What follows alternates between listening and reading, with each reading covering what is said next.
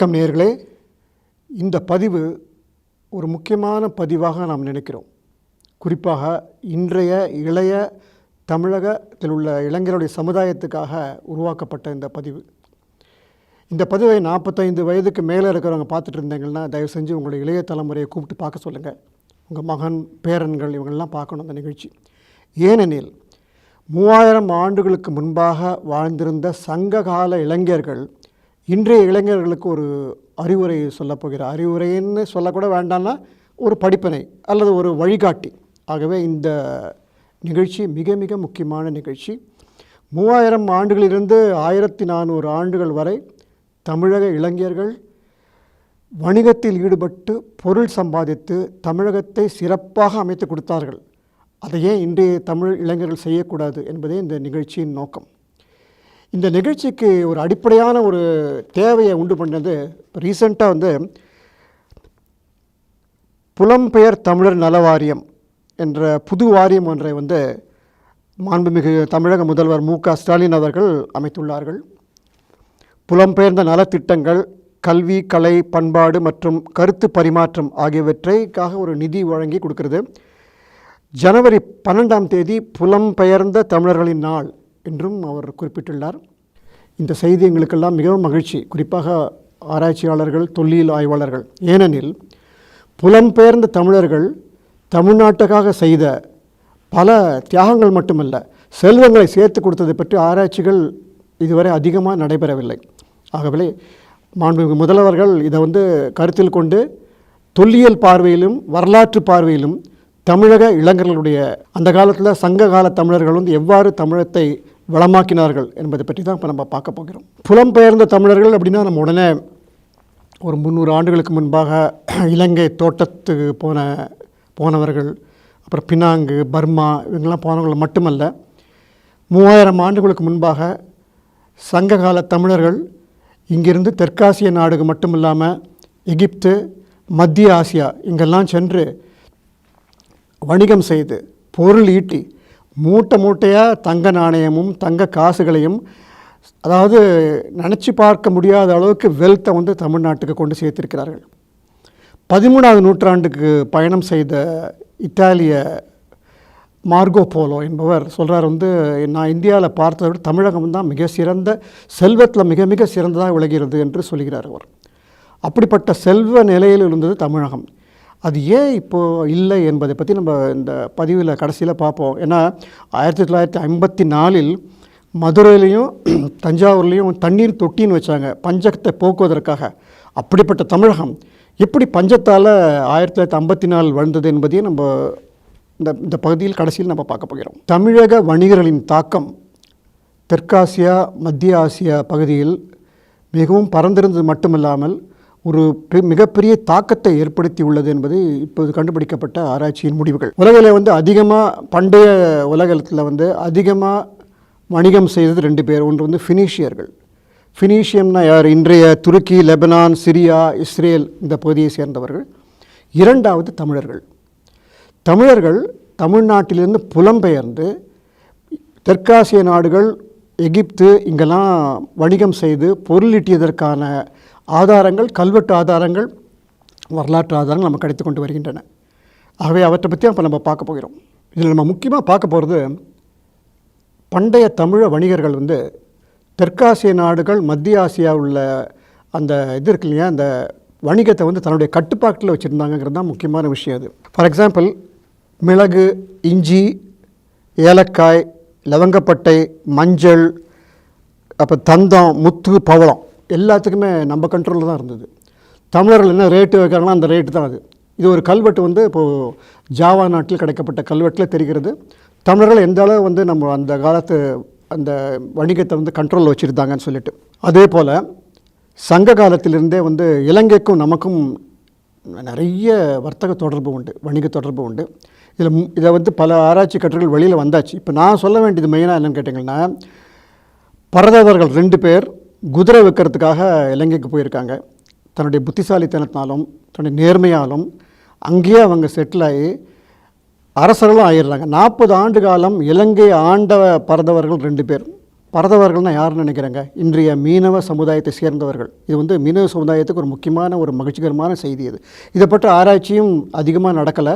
இனிமேல் இந்த காலத்தில் இது நடக்கலாம் தான் எங்களுடைய எண்ணம். நான் செய்த ஆராய்ச்சியின்படி சங்க காலத்திலிருந்து, அதாவது 3000 ஆண்டுகளுக்கு முன்பாக இருந்து 1400 ஆண்டுகள் வரை தமிழகத்தில் உள்ள இளைஞர்கள் 55% வந்து வணிகத்தில் ஈடுபட்டிருந்தாங்க. அதாவது உள்ளூர் வணிகம், வெளிநாட்டு வணிகம். 25% வந்து போர் தொழிலில் ஈடுபட்டிருந்தார்கள். போர் தொழில்னால் என்ன? அரசாங்கத்தில் ஆர்மியில் சேர்ற மாதிரி.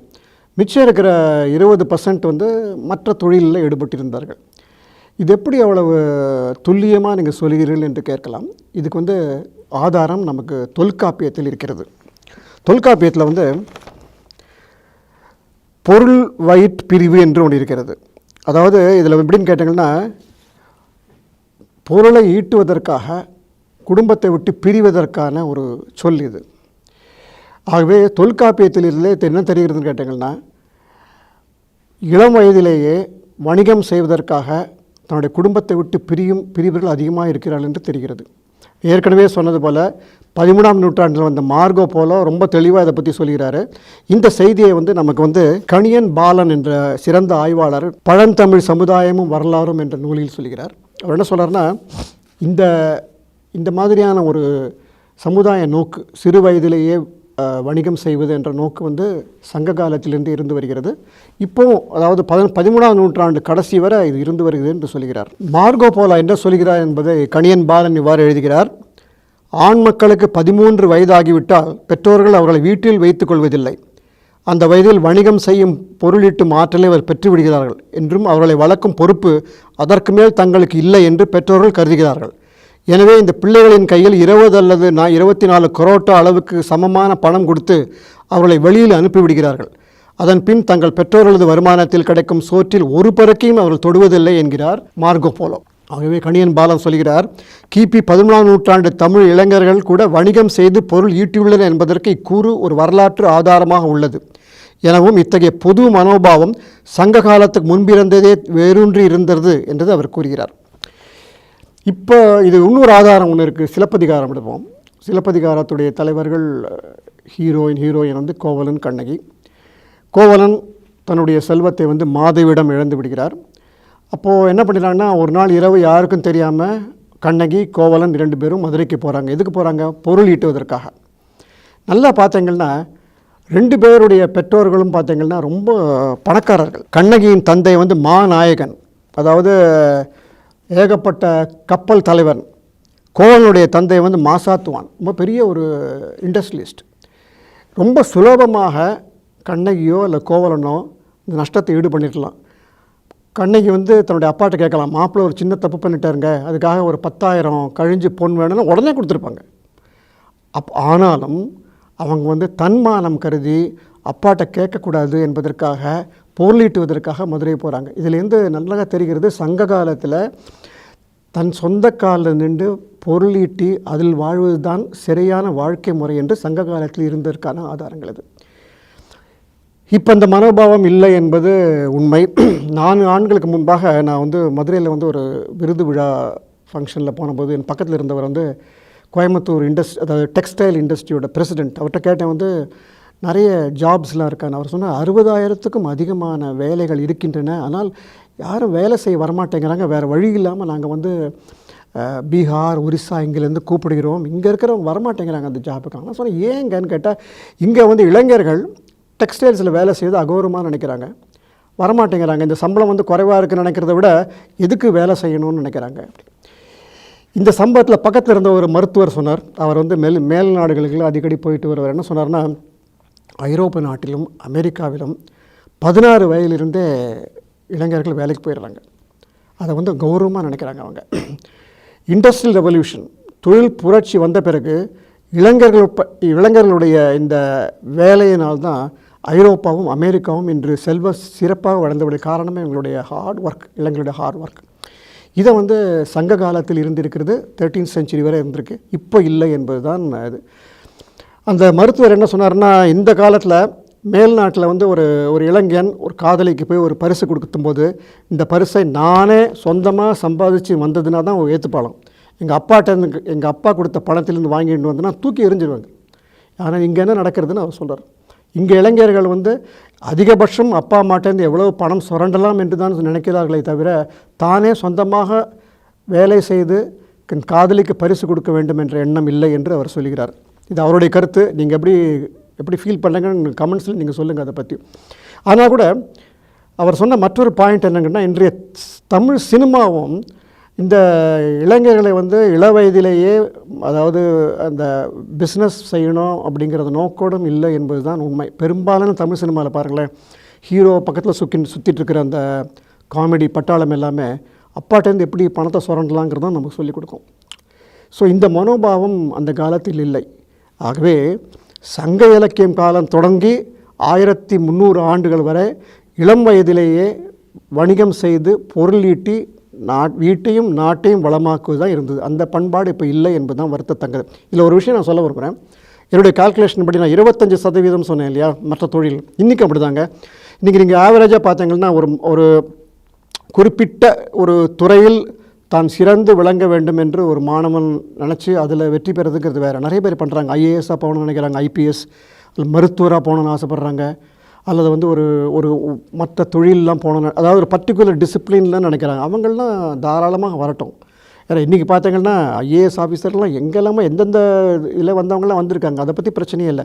நான் சொல்கிறது மெஜாரிட்டி ஆஃப் த ஸ்டூடெண்ட், ஒரு 70% மாணவர்கள், விழுக்காடு மாணவர்கள் ஏதாவது ஒரு வேலை கிடச்சா போகிறோம், அந்த வேலையிலிருந்து சந்தோஷமாக வாழ்க்கையை ஓட்டும் என்று நினைக்கிறார். அவர்களுக்கு இளம் வயதிலேயே வணிகத்தை ஒரு தொழிலாக நினைத்து செஞ்சாங்கன்னா நாடும் வளம் பெறும் என்று தான் சங்ககால இளைஞன் நமக்கு இன்றைய இளைஞருக்கு சொல்லக்கூடிய ஒரு பாடம் என்று தான் நினைக்கிறேன் நான்.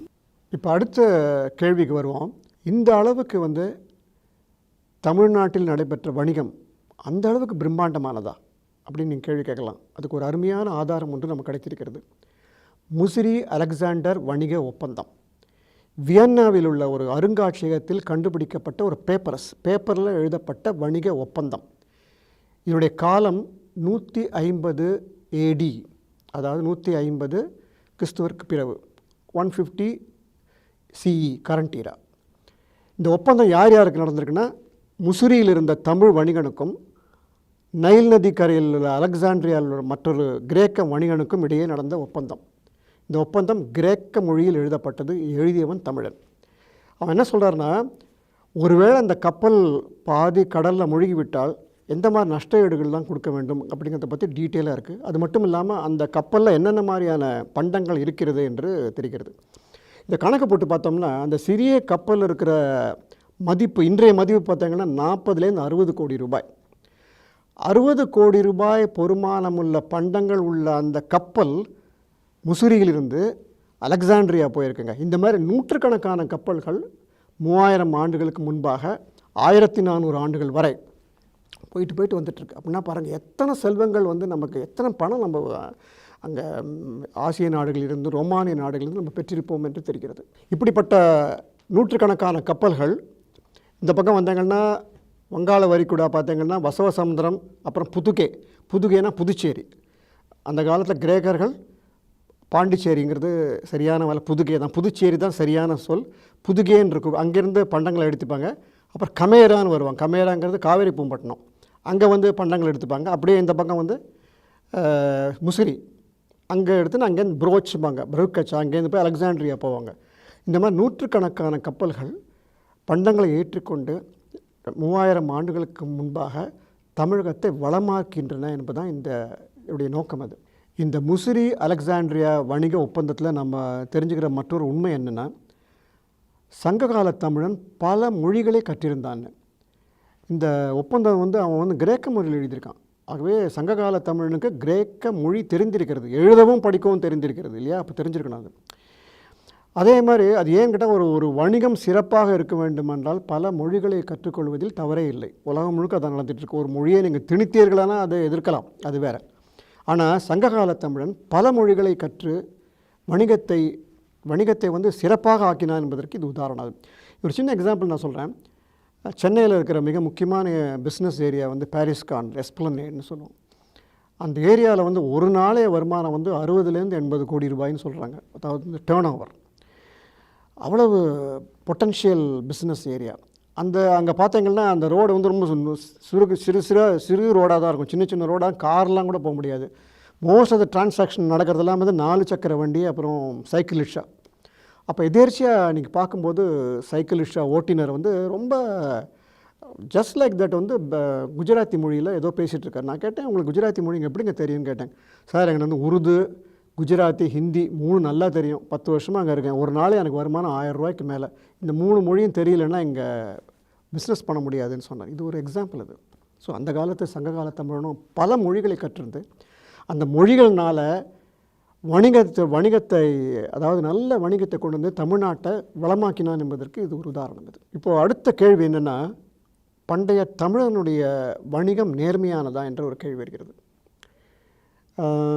நேர்மை இல்லாத வணிகம் சிறப்பாக இருக்காது, சீக்கிரமாக அழிந்துவிடும், எல்லாம் நமக்கு தெரியும். ஸோ அந்த அளவுக்கு தமிழனுடைய வணிகம் சிறப்பாக நேர்மையாக இருந்ததொண்டு தான் இந்த அளவு அதனுடைய இம்பேக்ட் இருந்தது என்று சொல்லலாம். ஏதாவது ஆதாரம் கிடைக்குமா? நானும் தேடி தேடி பார்க்குறேன். எனக்கு இப்போது கடைசியில் கிடைச்ச ஒரு அருமையான ஆதாரம் என்னன்னு கேட்டிங்கன்னா, தென்னகத்துக்கும் தமிழகத்துக்கும் ரோமானிய பேரரசுக்கும் நடந்த வணிக டிரான்சாக்ஷன் பார்த்திங்கன்னா, மிளகு வந்து ரொம்ப முக்கியமான பங்கு. அந்த மிளகு வந்து ஆயிரக்கணக்கான மூட்டையாக தமிழ்நாட்டிலிருந்து ரோமானிய பேரரசுக்கு போயிருக்குது, நமக்கெல்லாம் தெரியும்.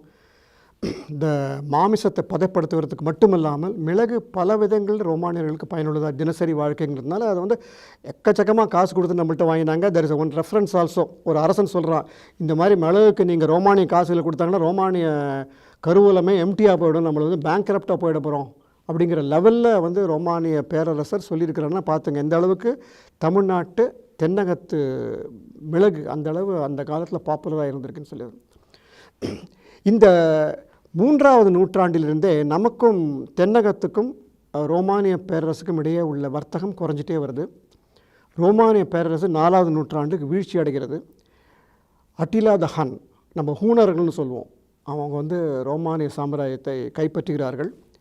அட்டிலா த ஹன் கேட்குறான், எனக்கு வந்து நஷ்ட ஈடு கொடு, உங்களெல்லாம் உயிரோடு விட வேண்டும் என்றால். ரோமானிய பேரரசர் சொல்கிறான், எனக்கு நஷ்ட ஈடு வேணும்னு கேட்குறான். என்னென்னு கேட்டாங்கன்னா, 100 மூட்டை தங்க காசுகள் உடனே கொடுத்துட்றாங்க. 1000 அழகான ரோமானிய கிரேக்க பெண்கள் உடனே கொடுத்துட்றாங்க. என்ன அநியாயம் பார்த்தீங்களா? உடனே கொடுத்துட்றாங்க. அதை 3வது அவன் கேட்குறது என்னென்னு கேட்டிங்கன்னா, 100 மூட்டை ஒரிஜினல் மிளகு தமிழ்நாட்டிலிருந்து தென்னகத்திலிருந்து வந்த நேர்மையான ஒழுங்கான நல்ல தரமுள்ள மிளகு எனக்கு வேண்டும் என்று அட்டிலா கேட்குறான். அப்போது இதை அவங்க இந்த 100 மூட்டையை தயார் பண்ணுறதுக்கு அவங்கள்ட்ட தென்னிந்தியாவிலிருந்து வந்த மிளகு இல்லை. ஏற்கனவே வந்து அந்த டிரான்சாக்ஷன் முடிஞ்சு போச்சு. என்ன செய்கிறாங்கன்னு கேட்டாங்கன்னா, லோக்கலில் பயிர் செய்த அந்த மிளகை வந்து எல்லா மூட்டையிலையும் போட்டு மேலே மட்டும் மிச்சம் இருக்கிற அந்த இந்திய மிளகை வந்து தூவுறாங்க. இதுலேருந்து என்ன தெரிகிறதுனா, நேர்மையான ஒரு வணிகத்தை நம்ம தமிழர்கள் செய்து வந்தார்கள். இந்த செய்தியை உலக புகழ்பெற்ற the rise and fall of the Roman empire என்ற history of the decline and fall of the Roman empire என்ற நூலில் எட்வர்ட் கிப்பன் எழுதுகிறார். அதில் வந்து ஒரு ஃபுட் நோட் இருக்கும். இது ஒரு முக்கியமான ஒரு ஆதாரம். இப்போ ஒரு முக்கியமான ஒரு கேள்விக்கு நம்ம வரோம். இப்போ சங்ககாலம் பீரியட்லேருந்து 14ஆம் நூற்றாண்டு வரை சீரும் சிறப்புமாக இருந்த தமிழகம் ஏன் வந்து சுதந்திரம் அடைந்த பிறகு பட்டினியால் அவதிப்பட்டது என்ற கேள்விக்கு நம்ம பதில் சொல்லித்தான் ஆக வேண்டும். தொல்லியல் பார்வையில் பார்க்கும்போது 13ஆம் நூற்றாண்டு வரை இந்த செல்வங்கள் எல்லாமே நம்மளே சுற்றி வந்திருக்கு. எப்படின்னு நான் சொல்கிறேன் பாருங்கள். காஞ்சிபுரத்தில் நடைபெற்ற அகழாராய்ச்சிகளுடைய முடிவுகளை பார்க்கும்போது தொடர்ச்சியாக 2500 ஆண்டுகள் காஞ்சிபுரத்தில் மனிதர்கள் தொடர்ச்சியாக வாழ்ந்து வந்திருக்கிறார்கள். இன்னும் வரை ஒரு நாளாவது அந்த இடத்த விட்டு அவங்க விலகலை. ஒரு வெள்ளம் வந்ததாகவோ அல்லது ஒரு பெரிய நிலநடுக்கம் வந்ததாகவோ அந்த இடத்த விட்டு அவங்க போகவே இல்லை. தொடர்ச்சியாக வாழ்ந்து வருகிறார். உதாரணம் பாருங்களேன், ஒரு ராஜ வீதியில் ஒருத்தர் வீடு கட்டுறோம்னு வச்சுங்களேன். 2000 ஆண்டுகளுக்கு முன்பாக அவர் இறந்தப்படும் அதே வீட்டில் தான் பையன் இருப்பான், அதுக்கப்புறம் பேரனும் அங்கேயே தான் இருப்பான். வீடை வேணால் மேலே கட்டிட்டு போவாங்க. அதே மாதிரி அந்த நகைகள் எல்லாமே என்ன ஆகுன்னா அவங்க பொண்ணுக்கிட்ட கொடுப்பாங்க, இல்லை சீதனமாக மருமகள்கிட்ட கொடுப்பாங்க. அந்த செல்வமெல்லாம் நம்மளை சுற்றி தான் வந்தது. ஆனால் கிரேக்க நாகரிகம் அப்படி இல்லை. கிரேக்க நாகரிகத்தில் நடைபெற்ற அகழாராய்ச்சியில் பார்த்தீங்கன்னா ஏகப்பட்ட புதைகள் கிடைக்கும். புதையல்கள் ஏன்னு கேட்டிங்கன்னா, திடீர்னு வெள்ளம் வரும், என்ன பண்ணுறதுன்னு தெரியாமல் வீட்டு அடியிலேயே வந்து புதைச்சி வச்சுட்டு மீண்டும் வந்து எடுக்கலாம்ங்கிற எண்ணத்தில் போயிருப்பான். அந்த மாதிரி இங்கே நம்ம நாட்டில் இல்லவே இல்லை. காஞ்சிபுரத்தை பொறுத்தவரையில் எதுவுமே வரல, ரொம்ப நிதானமான அருமையான வாழ்க்கையை வாழ்ந்து கொண்டு வந்தார்கள். ஸோ 13ஆம் நூற்றாண்டு வரை தமிழ்நாட்டில் சேகரிக்கப்பட்ட அந்த சொத்து முழுக்க நம்மள்டே தான் இருந்து வந்து. அப்புறம் என்ன ஆச்சு? 14ஆம் நூற்றாண்டில் வந்த டெல்லி சுல்தான்கள், அப்புறம் வந்து குஸ்ரு கான், முகமதின் துக்ளக்குடைய ஆட்கள், இவங்கள்லாம் வந்து ஒரு 60 ஆண்டுகள் நமது செல்வத்தை சூறையாடினார்கள். இது வந்து ரெக்கார்டில் இருக்குது. குறிப்பாக கோவில் சொத்தையெல்லாம் சூறையாடினார்கள். இதுவரை அந்த அந்த 63 ஆண்டுகளில் வந்து கோயில் அதாவது பெரிய கோயில்கள்லாம் திறக்கவே இல்லை. அது ரொம்ப இருண்ட காலம் அது. அந்த காலத்தில் அவங்க வந்து நகைகள், தங்கங்கள் எல்லாம் எடுத்துகிட்டு போயிட்டாங்க. அதனால் பார்த்தாங்கன்னா 10% தான் எடுத்துகிட்டு போயிருக்காங்க. 90% நம்மள்ட்ட தான் இருந்திருக்கு. ஏன்னா இந்த டெல்லி சுத்தாள்களாக இருக்கட்டும், இல்லைன்னா பின்னாடி வந்த முகமது பின் துக்ளாக்லாம் இந்த ஒரு ஏரியா வந்து சின்ன ஏரியா, அந்த அர்பன் ஏரியா மட்டும்தான் போனாங்க. கிராமத்து பக்கம் அங்கே போகவே இல்லை. ஏன்னா அவங்களுக்கு நேரமும் கிடையாது. ஆனால் அதற்கு பின்னால் வந்த ஆங்கிலேய அரசு தான் இதுக்கு எல்லாமே காரணம். ஆங்கில அரசு 250 ஆண்டுகள் நம்மளை ஆட்சி செய்த போது 90% சுரண்டப்பட்டன. இதுக்கு தான் ஆதாரம் இருக்கிறதா என்று கேட்டால் நிறைய ஆதாரம் இருக்குது. நேரம் கருதி ஒன்றே தான் சொல்கிறோம். 1868 மெட்ராஸ் பிரசிடென்சிம்பாங்க, கிட்டத்தட்ட தென்னகம் முழுக்க.